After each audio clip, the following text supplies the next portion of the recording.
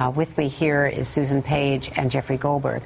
Jeff, we also have with us Colin Goddard, who survived the shooting in Virginia Tech. Colin, you became an advocate to prevent gun violence. From your perspective, since Virginia Tech, what progress, if any, has been made? There's been very little progress. We're still focused on getting the American people to understand that there are things that we can do together to make these things less likely to happen again to other people.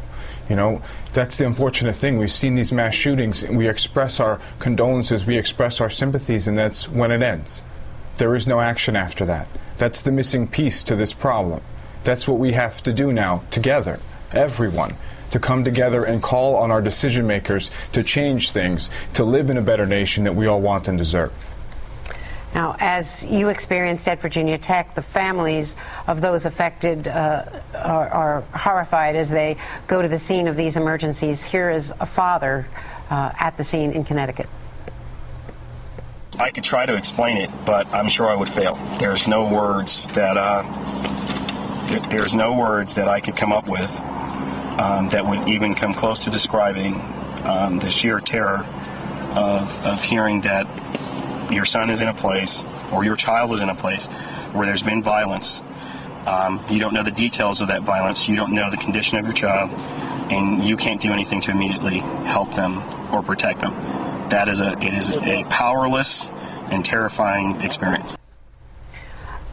Colin Goddard, take us back to Virginia Tech and how that situation evolved. Tell us what happened that day on that campus, and what did you experience?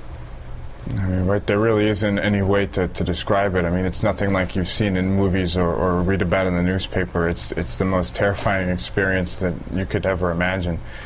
My parents got a phone call telling them that their son was in the hospital. They had been shot one time, to come down as quickly as they could, and half an hour later they get a call from the hospital saying he's been shot twice, and another half an hour later he's been shot 3 times. Your parents don't even know what's going on until they see you. That's what every parent wants, is just to hold their child, is to embrace their child. This is a time when you have to do that. This is a time when you realize how precious life is, how important it is that we keep each other safe, how important it is that we come together as a community and bond and be one together in times like this. You don't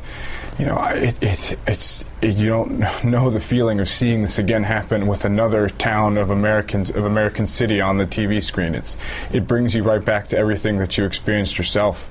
And it's, as much as it gets you down, I have no choice but to try to put it towards motivation, to keep doing this, to keep having this conversation, to keep bringing new people into this conversation with the belief that we are better than this. I don't know what else to say. Colin Goddard, well, it clearly motivated you to take a big turn in your life.